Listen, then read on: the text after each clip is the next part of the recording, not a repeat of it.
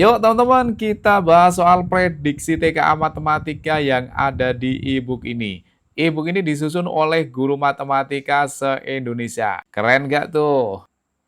Nih, kalau nggak percaya kita bacakan ya. E-book ini merupakan kumpulan prediksi soal TKA Matematika yang dibuat oleh teman-teman guru matematika dari berbagai daerah di Indonesia. Maka teman-teman wajib menguasai. Akan kita bahas semuanya. Dan buat teman-teman yang baru menemukan channel ini, yuk subscribe dulu ya channel EduFit, channel pendidikan yang pastinya bermanfaat.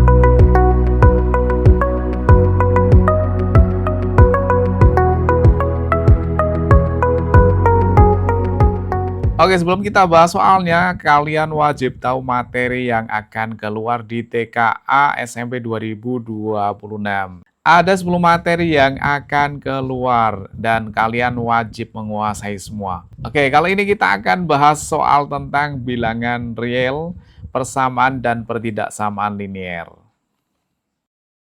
Oke, langsung aja kita mulai soal nomor 1 ya, soal tentang bilangan real. Pada kegiatan ulangan harian suatu SMP, siswa diminta untuk mengerjakan 20 soal. Setiap jawaban benar mendapat poin 5, jawaban salah bernilai negatif 1, serta tidak menjawab mendapatkan poin 0. Pada ulangan harian tersebut, Andi menjawab 19 soal dan Budi menjawab 17 soal. Kemudian setelah diperiksa, didapatkan bahwa Andi menjawab 16 soal dengan benar sedangkan sisanya salah. Adapun Budi menjawab 16 soal dengan benar dan sisanya salah. Jika nilai minimum untuk lulus dari remedial adalah 78, tentukan benar atau salah untuk setiap pernyataan berikut. Oke, langsung kita bahas. Yang pertama di sini ada Andi dan Budi ya. Oke, kita tulis di sini ada Andi dulu ya. Andi ini dapat menjawab 19 soal ya. Oke, 19 soal dijawab oleh Andi. Tentunya Andi ini bisa menjawab benar, juga bisa menjawab salah. Tapi yang jelas yang dijawab ada 19 soal. Kemudian si Budi menjawab 17 soal. Oke, di sini ya. Ini si Budi menjawab 17 soal. Jawabnya bisa benar, bisa salah. Oke, kita lanjut lagi. Kemudian setelah diperiksa didapatkan bahwa Andi menjawab 16 soal benar. Oke, berarti Andi itu menjawab benarnya ada 16 ya. Nah, karena yang dikerjakan Andi itu 19 berarti yang 3 mesti salah ya. Berarti yang 3 salah. 16 yang benar, 3 yang salah. Kalau dijumlahkan kan 19, ya kan? Kemudian pasti ada yang tidak dijawab karena soalnya totalnya 20, ya kan? Kalau yang dijawab 19 berarti yang tidak dijawab atau TC-nya sama dengan satu soal, gitu kan? Oke, sekarang kita lihat Budi. Budi menjawab 16 soal benar. Oh, benarnya juga sama nih, 16 juga nih. Kemudian salahnya berapa? Karena yang dikerjakan Budi itu 17 soal, berarti yang salah 1 dong, ya kan? 16 tambah 1 kan 17. Nah, karena jumlah soalnya 20, maka yang tidak dijawab sama dengan 3, ya kan? Kan harusnya 20, di sini baru 17, berarti yang 3 tidak dijawab dong. Oke, langsung aja kita cari skornya ya. Tadi kalau benar, skornya atau poinnya 5. Berarti yang benar ini masing-masing kita kali 5. Kemudian kalau salah, skornya negatif 1. Berarti yang salah ini kita kalikan dengan negatif 1. Dan tidak menjawab mendapat poin 0. Oh, berarti ini skornya 0. Berarti kali 0, yang ini kali 0. Oke, langsung kita hitung. Oke, ya. 16 kali 5 berapa? 80 ya, 80. 3 kali min 1 berarti min 3. 1 kali 0 berarti 0. Kalau langsung kita jumlahkan berarti 80 kurangi 3 itu berarti 77. Oh, berarti skornya Andi itu 77. Nah, sekarang kita lihat skornya Budi. 16 kali 5 itu 80. Kemudian sama dengan 1 kali negatif 1, yang ini nilainya 0. Kalau kita jumlahkan, jebret ketemunya 79. Oke, sekarang kita tinggal jawab ya. Andi harus melaksanakan remedial. Loh. Remedial itu kan tadi KKM-nya itu 78 kan? Kalau 78 berarti dia lulus. Nah, kalau di bawah 78 berarti tidak lulus atau harus remedi. Ya, ternyata si Andi itu 77, kan di bawahnya 78. Berarti si Andi ini harus melaksanakan remedial. Kalau gitu berarti bener dong. Ya kan? Kemudian Budi harus melaksanakan remedial. Budi kan nilainya 79. 79 kan lebih dari 78. Berarti tidak harus dong ya. Berarti pernyataan yang kedua ini salah. Pernyataan yang ketiga, selisih nilai Andi dan Budi adalah 1 poin. Bener nggak? Salah ya. Selisihnya 79 kurangi 77, itu selisihnya 2. Jadi harusnya 2 bukan 1. Oh, berarti yang ini pernyataan yang salah. Oke, masih soal bilangan real nomor 2 ya. Gambar berikut ini menunjukkan perbedaan-perbedaan zona waktu berbagai kota di dunia dengan Tokyo sebagai titik acuan. Tokyo sebagai titik acuan. Berdasarkan gambar di atas, ketika Tokyo pukul 20.00, kita tahu bahwa waktu Sydney itu adalah 20 tambah 1 atau jam 21. Kemudian waktu London 20 kurangi 9 itu jam 11. Oke, kita lihat di Sydney ya. Sydney itu plus 1 nggak sih? Kita lihat di sini. Ini Sydney itu di sini ya. Ini plus 1 benar. Berarti ya, berarti plus 1. Kemudian kalau di London itu dikurangi 9. Ya, di London ini dikurangi dengan 9. Bener ya, ini angka 9 ya. Teman-teman kelihatan nggak nih? Oke, sekarang masalahnya, jika suatu pertandingan sepak bola direncanakan tanggal 2 Mei mulai pukul 19 di Milan, nah berarti di Milan itu ini posisinya, Milan itu pada pukul berapa nih? 19.00, maka stasiun TV di Wellington akan menayangkan secara langsung pertandingan tersebut pada titik-titik waktu Wellington. Oke, Wellington ada di sini teman-teman ya. Ini Wellingtonnya adalah plus 3, kemudian Milannya adalah min 8. Kemudian titik acuannya itu adalah Tokyo ya. Ini titik acuannya Tokyo itu 0. Oke, sekarang kita nulisnya gini teman-teman ya. Yang pertama ada Milan, kemudian Tokyo sebagai titik acuan, kemudian Wellington sebagai yang ditanyakan ya. Nah, di Milan itu pelaksanaannya pada pukul 19.00. Padahal di Milan itu nilainya di sini negatif 8 ya, negatif 8, kemudian Tokyo-nya 0 dan yang di Wellington ini positif 3. Nah, dari Milan menuju Tokyo itu kan berarti kalau ke kiri negatif, kalau ke kanan kan positif ya. Berarti dari Milan ke Tokyo itu berarti ditambah dengan 8 ya. Kalau ke kiri itu dikurangi, kalau ke kanan berarti ditambah ya.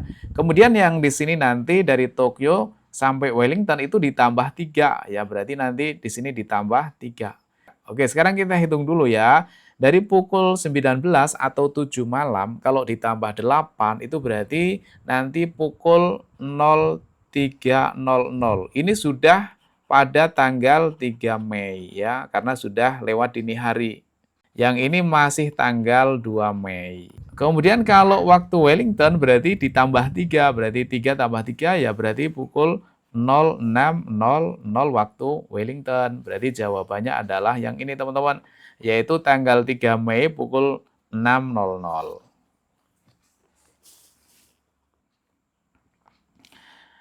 Oke, lanjut soal nomor 3, masih bilangan real. Budi mencoba membeli kopi yang baru buka di sebuah rumahnya. Nih, ada diskon 50% untuk pembelian kedua. Harga satu gelas kopi adalah Rp20.000. Budi pulang dan merasakan kopi ini enak sehingga dia pergi untuk membeli lagi 2 gelas lagi untuk kakak dan ibunya. Di gerai kopi tersebut ada tertulis seperti gambar. Tentukan besar uang yang telah dikeluarkan oleh Budi. Oke, yang pertama, Budi mengeluarkan uang karena dia membeli 1 gelas, harganya Rp20.000. Berarti jelas dia mengeluarkan uang Rp20.000. Kemudian yang kedua, dia membeli 2 gelas, ya kan? Nah, ternyata untuk pembelian kedua itu diskonnya 50%. Berarti dia mendapat diskon 50/100, kemudian kali 2 gelas, kali harganya Rp20.000. Oke, kita coret-coret ya. 50 dibagi 50 dapat 1, bagi 50 dapat 2, bagi 2 dapat 1, bagi 2 dapat 1. Oh, berarti tinggal Rp20.000 aja.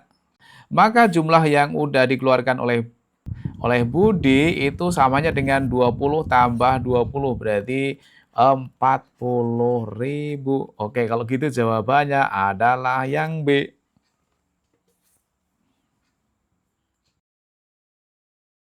Oke, lanjut lagi soal nomor 4 ya, masih bilangan real. Bila kita mempunyai 4 buah kartu bilangan 2, 3, 4, 5, dan akan dioperasikan sebagai berikut. Nilai terbesar yang bisa dibuat adalah. Oke, di sini yang ditanyakan adalah nilai terbesar. Nah, supaya nilainya besar itu berarti penyebutnya harus yang paling kecil, teman-teman. Nah, di sini angka yang paling kecil angka 2. Oke, berarti angka 2 ini sebagai penyebutnya.